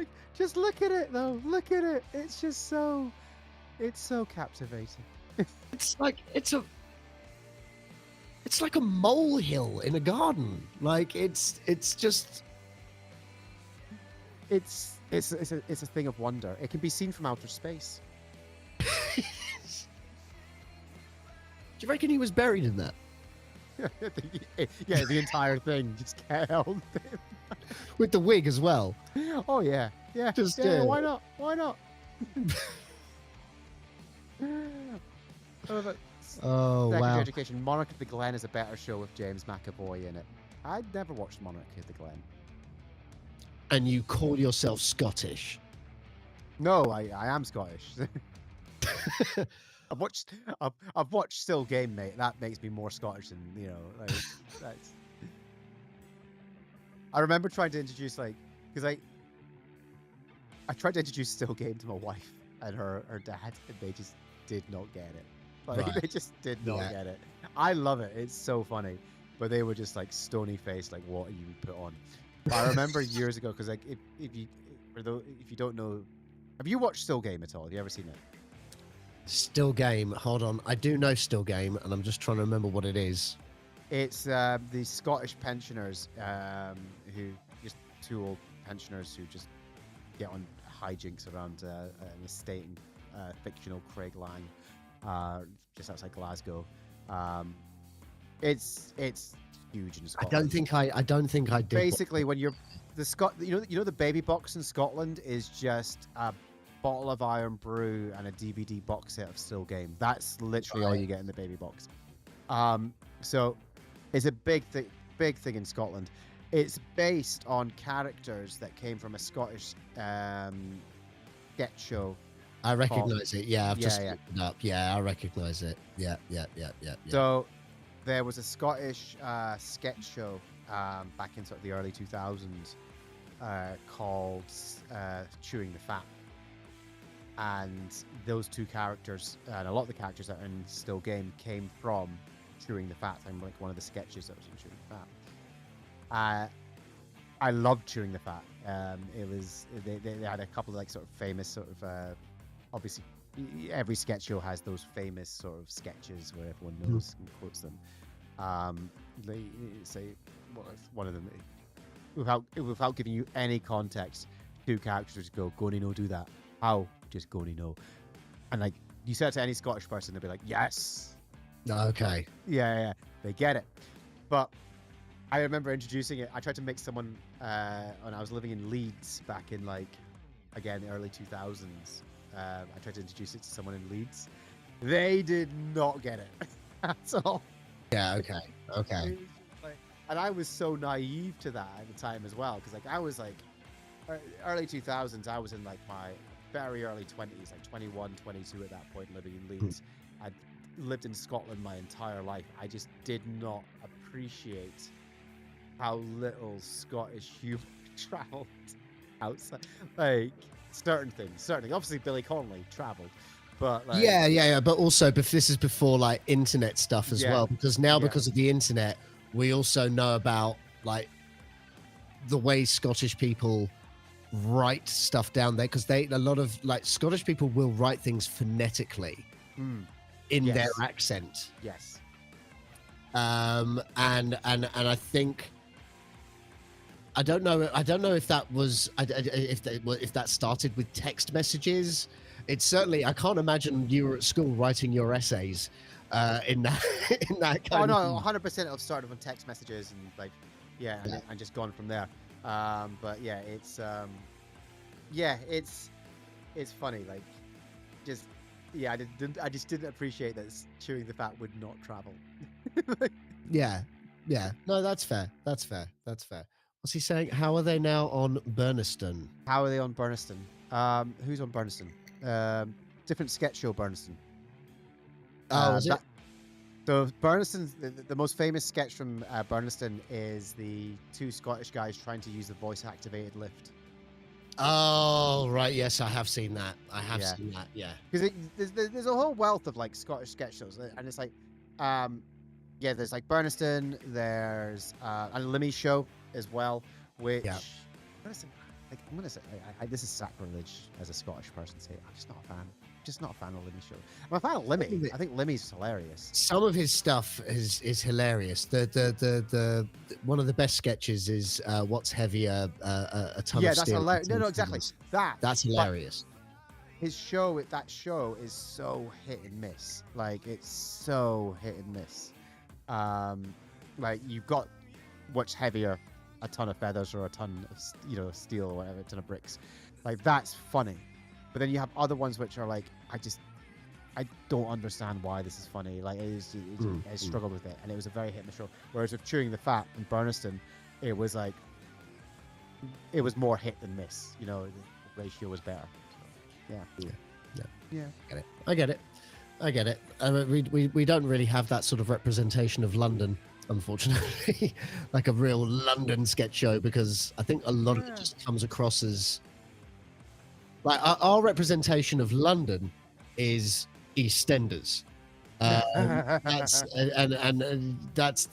sort of it, because you got Coronation Street, that's Manchester, Emmerdale, which is like York. Yeah. Oh, wait, it's Yorkshire, so it's, again, that's all very north, but we don't really have a lot of like London-y stuff in the same way. Yeah. As you say, EastEnders, but that's about it. I mean, I'm just trying to think. I mean, I guess was Royal Family London? I don't know. Royal Family was Manchester. No, that was Liverpool. Was it Liverpool? Yeah. So, just trying to think other things, but there isn't. No. Is there anything in the? Hey Ed. Can anyone think of any London? Well, I mean, like, I mean, you have to go far back actually, because you're obviously Only Fools and Horses and. Yes. Yeah. Like a London-based sitcom. Manchester isn't north. I mean, yeah, I'm in Scotland, so everything's south to me. Well, yes, Manchester's north though, because that's like next to Yorkshire, pretty much, isn't it? On the same line. Yeah. It's like right next to it. I mean, Liverpool's an interesting But one. you would say the north for me, like, is, I would say, Good Life. Yeah, that's another one. Yeah, I'm talking a bit more modern than the 1960s and 70s, though. Yeah. Like something like more recent, like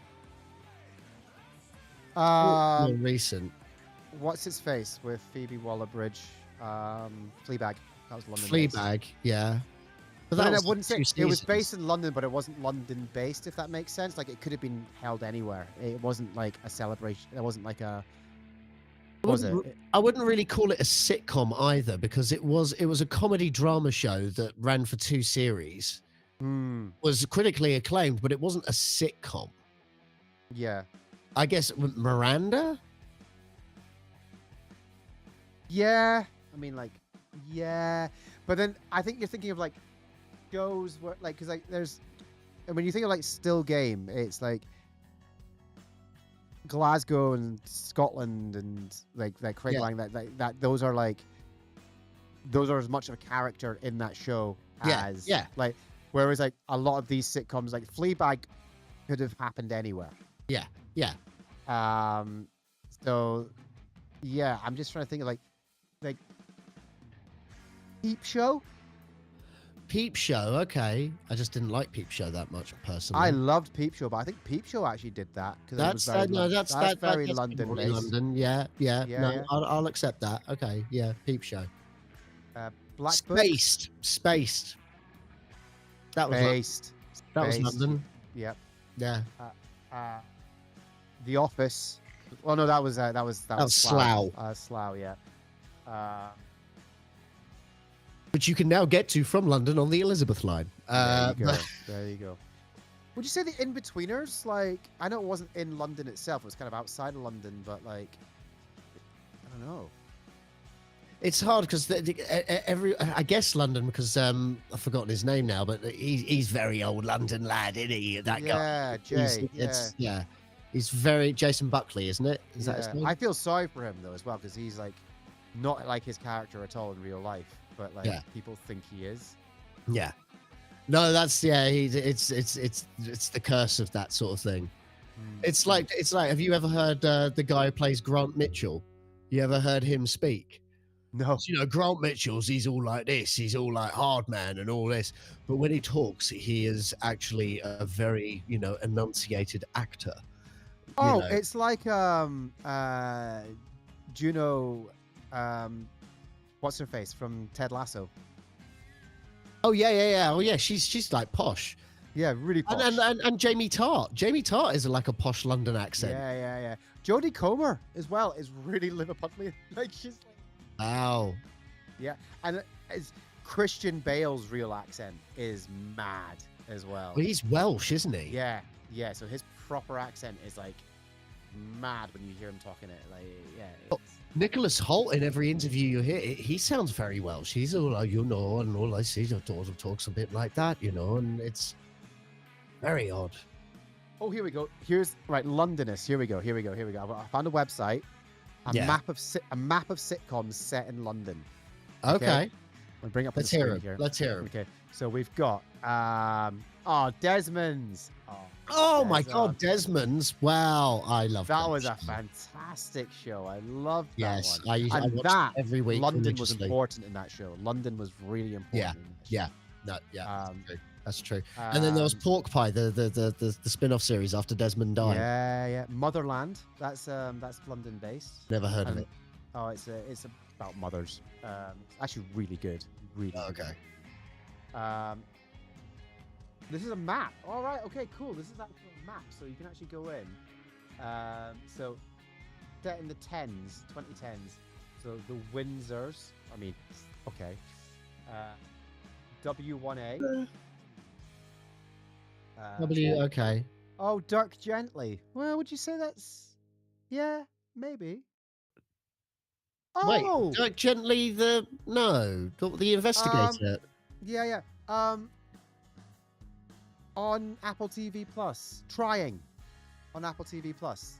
The one with the London couple who are trying to adopt a baby. Oh, okay. I mean, look, Ted Lasso, you could say it's London because that is exactly. Richmond. Yeah. So there you go. Well, there you go. Again, Richmond's not.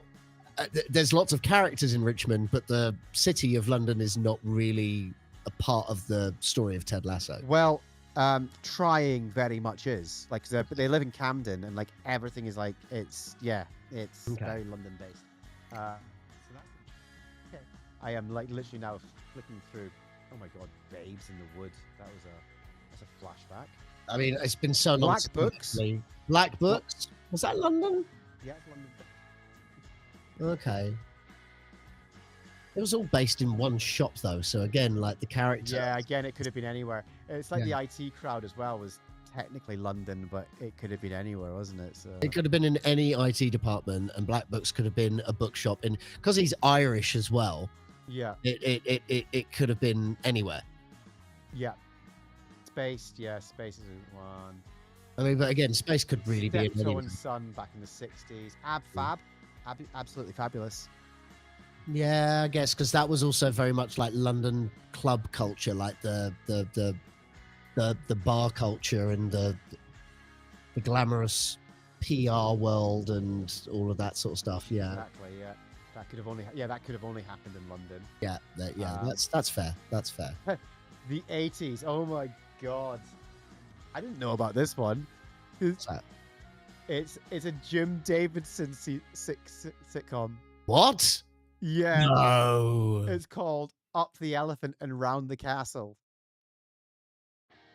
Oh no. Oh my god, we are now going to go on a deep dive for this. Copy. Let's do a little quick of a paste and search for this. Oh no, So really? this ran from 1983 to 1985. So this is like the year 2 after. years. It ran for two seasons. 2 seasons. So starring Jim Davidson, John Barden, Sue Nichols, Nicholas Day, Brian Hall, Anita Dobson. Is it? Nicholas Day. Oh my god. I Three know his son. Yeah. I know Nicholas Day's son. Really? He's a comedian. And he's called Ed Knight because there was someone had already taken the name Ed Day. Wait, So- Ed Knight is. Ed Knight. I did not know that. I'm pretty sure Nicholas Day is Ed Knight's father because he chose the name Knight because the Ed Day was taken on equity. In terms of British TV, it went for 3 series, and had 22 episodes. Which, in terms of British TV, that's quite a bit. Like, Yeah, it is. Yeah. That's a lot. I mean, granted though, like the thing that the British have always done with their TV is that a season or a series is 6 episodes and nothing else. Whereas like in America, it's like, we will make 26 episodes. It will run for 3 months. You had to cancel the channel for mentioning it. I know. But I so tempted to play some video, but obviously I know I'll get like, I don't want to do that because I don't want to get in trouble, copyright strikes and stuff like that. Yeah. There's videos on YouTube that I'm gonna have to check this out because he's awful. He's an awful human Jim being. Davidson is a terrible human being. So there you go. That feels like it's very London based with a name like Up the Elephant and Round the Castle, right? God, Good Night, Sweetheart. That could only happen in London. Yes, I No, suppose. it's the Blitz. Like, It's the Blitz, yeah. it can only happen in London. Yeah. Oh, I like that show. That was an interesting show as well. That was a very interesting show. Yeah. I can't remember how it ended, but that was an interesting show. He's an asshole, really. Yes. Much in the same way that I talked about Scott Pilgrim. Yeah. Like you are just watching someone be adulterous and then be like, oh, what a charmer. No. Anyone who's cheating on watching his my wife. screen, anyone who's watching the screen now right now are actually seeing me just go through this map of. So yeah, the In-Betweeners is London based, but like we're talking like, yeah, it's really far out. It's like yeah. I mean, it's interesting. 'Cause London is just so big. Green Wing, but then again, you wouldn't say that's like. It could be in any hospital. It's like Scrubs, like being set in San Fran Angeles. You know, it's not really a specific place. That's something worth talking about at some point, by the way. What? Scrubs is coming back. Yeah, we do need to discuss that because interesting feelings. Friday Night Dinner. I've never watched it, but that's London. It's always someone's house though, so surely that could be anywhere. But there you go. So there's a map. I might stick it in in my old Discord for people to. That's interesting. That's interesting. Yeah. Okay. Excellent. Well, there you go. That was a fun record, wasn't it? That was fun. And then we went off on a little tangent at the end there, and I'm happy with it. That was the whole point of this. Is to be look at everyone in the chat. It's like it's popping off here. Bigamy is okay if timey-wimey. Thanks, Ed. Amazing. And also, Ed, don't worry about, you said you joined in late. That's fine. That's why we do it on YouTube. You can watch it back later on. Yeah. So, no. Green Wing had one of those cliff scenes too, which wasn't very London. There you go. Yeah, that's true. That's true.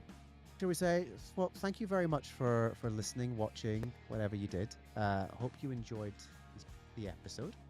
As I said, I'm going to be in Canada next week, so hopefully the week after, if I get a chance to watch some stuff. I'm going to be... actually, let's see, because I find Air Canada. Blame Canada.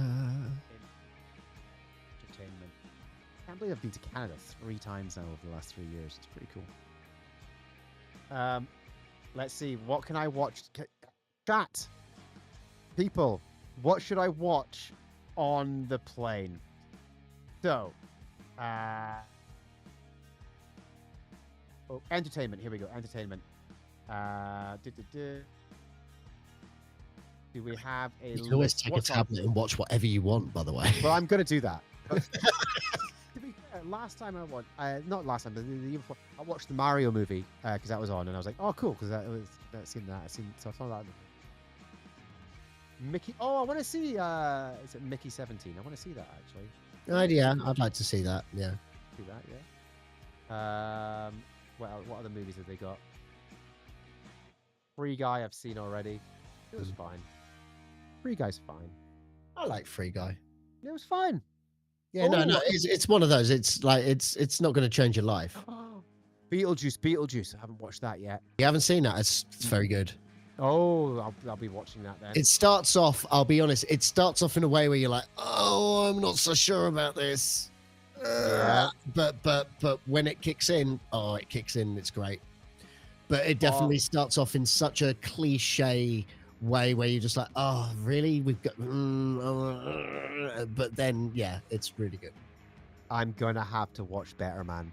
Yeah, I do want to see that. I do want to see that. I like Robbie Williams. I've heard it's quite good.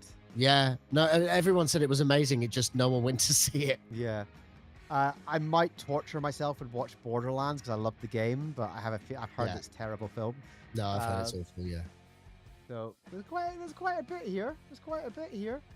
Yeah, you won't get bored. You won't get bored. No. Emilia Perez. I want to. Maybe I'll watch that for the.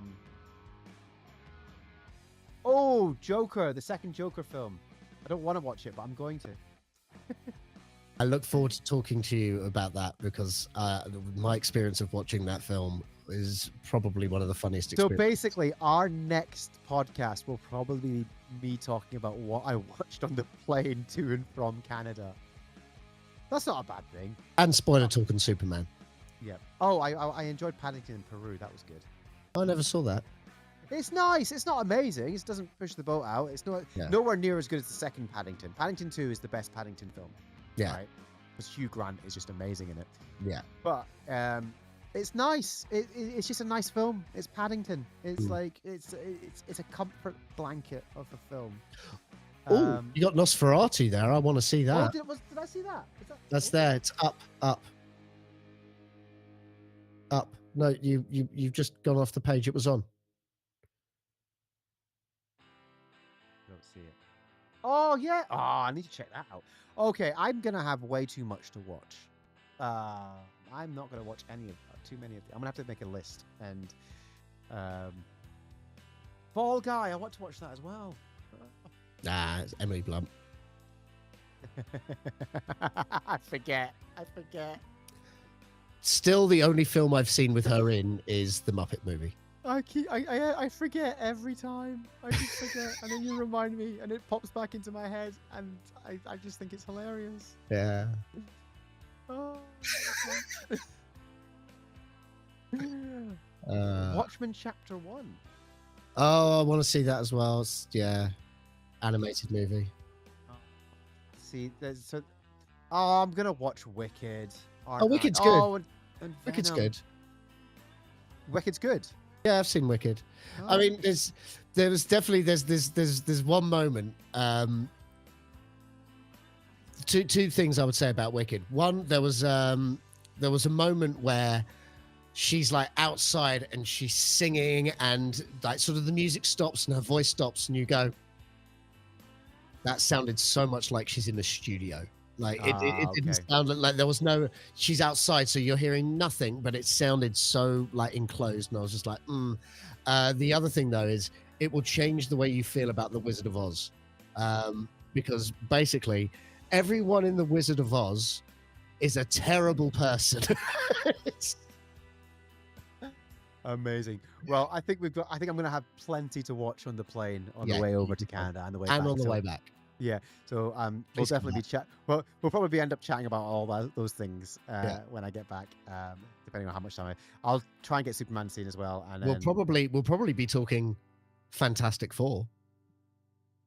That's out like this week. You know, I land in Halifax at 4 o'clock. Yeah. I wonder if I find a cinema. Yeah. I might do that. I'd Okay. love it if you went and then you went, unfortunately, to a French dubbed version. I'm in Halifax. I'm in Nova Scotia. I'm not in. Nova Scotia sounds like it should be in Scotland. Yeah, it's New Scotland. Oh, it is? Okay, well, then there we go. Yeah. It's New Scotland. I'm going to be right at home. I'm going. It's called Nova Scotia, New Scotland. Yeah, I'm going to Halifax, which is in Yorkshire. So. Yeah. North America. Don't, never change. No, please change. Don't. Oh, Canada. Canada can never change. Canada's lovely. Yeah. US, get your shit together. Yeah. Anyway, dude, this has been lovely. Thank you very much. We will hopefully see you all in a couple of weeks. Bye.